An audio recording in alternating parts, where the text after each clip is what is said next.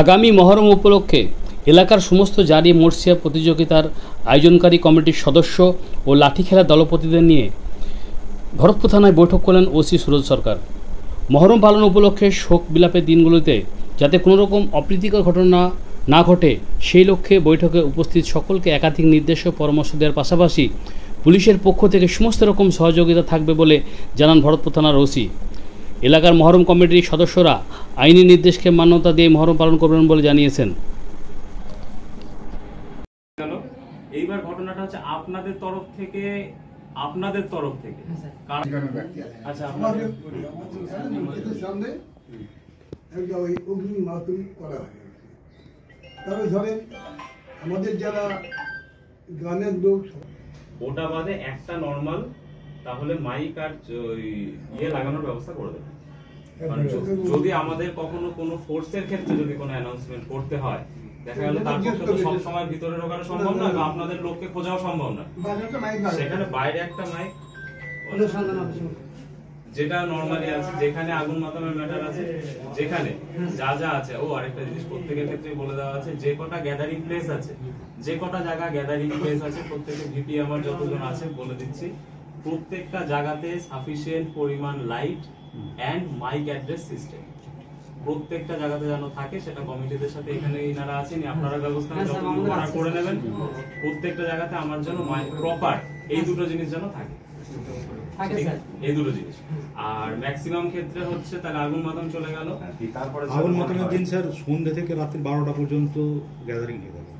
12টা অবধি আগুন আরো হয়, তারপরে এমনি মাতাম হয়, একটা মাতুম পাক হয়, একটা মাতাম পাকও হয়। ওখানে মাতুম পাক আমি বলি দিই খুলিয়ে বলি, ওখানে যে ছোট ছোট ব্লেড নাই, লাঠি খেলায় পুরনো দল কারা আছে, যারা এক্সপিরিয়েন্স দল আর কি? আপনারা পুরনো দল আছে, আচ্ছা ঠিক আছে, ভালো কথা। মানে যারা পুরনো দল আছে আশা করব তারা নতুন যারা হয়তো 1 বছর হলো খেলছে বা 1.5 বছর হলো 2 বছর হলো খেলছে, কোনো যদি তাদের ইয়ে হয়, কোনো বিষয়ে যদি কনফিউশন থাকে, আশা করব তাদেরকে আপনারাই গাইডেন্স দিয়ে দেবেন। গাইডেন্সটা আপনারা নিজেদের মধ্যে কমিউনিকেশন করে তাদেরকে গাইডেন্সটা দিয়ে দেবেন। কারণ যাতে কি হয়, অনেক ক্ষেত্রে দেখা যায় আরেকটা জিনিস, লাঠি খেলার ম্যাটারটাতে ক্লিয়ারলি একটা জিনিস বলার, যে আমরা লাঠি খেলবো, যেটা আমাদের রীতি রিওয়াজ যেটা আছে, যেভাবে চলে আমরা সেইভাবে খেলবো। বার্তা দিলেন যে যেন আমরা যে মহরমের রীতি রিওয়াজটা করি যেন ধর্মের মানে নিয়ম অনুসারে করি, লোক দেখানোর জন্য না করি, বাড়াবাড়ি না করি, শৃঙ্খলা এবং শান্তিভাবে করি। আর বাকি যে সমস্যাগুলো হবে তাতে উনি সম্পূর্ণভাবে সহযোগিতা করবেন। আপনার বাড়ি কোথায়? শীষগ্রাম। কোন মসজিদের তরফ থেকে এসছেন? আমাদের কাদের এখানকার সেই আচ্ছা, ওসি সাহেব দিলেন যাতে শান্তিভাবে মানে যে মোসাফ পাকটা আমরা করতে পারি, যার জন্য সমস্ত মানুষের জন্য যাতে তার সুব্যবস্থা থাকায়, এবং প্রশাসন আমাদেরকে পুরো দায়িত্ব দিয়েছেন এবং ওনারাও আমাদের দায়িত্ব বারবার নেয় এবং আমাদের সঙ্গে সহযোগিতা করেন। ভরতপুরের প্রশাসন আমাদের সঙ্গে বরাবরই আমাদের সঙ্গে কাঁধে কাঁধ মিলিয়ে আমরা একসঙ্গে কাজ করি।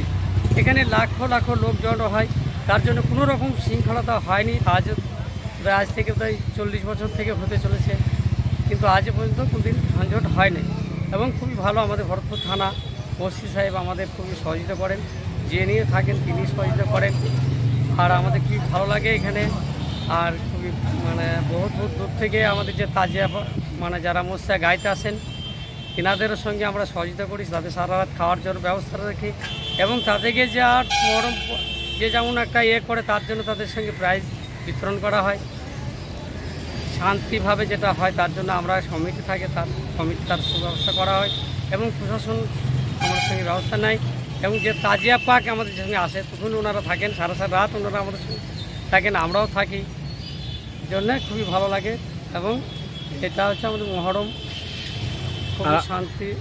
আচ্ছা, আর লাঠি খেলার ব্যাপারে কি নির্দেশ দিলেন?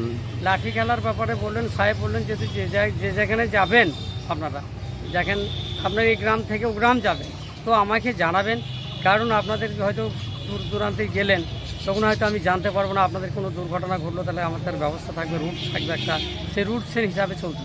আপনি যেখানে নিমন্ত্রণ থাকবেন সেইখানে সেই কথাটা আমাদেরকে বলবেন এবং লিখে দিয়ে যাবেন, তার ব্যবস্থাটা আমরা করব।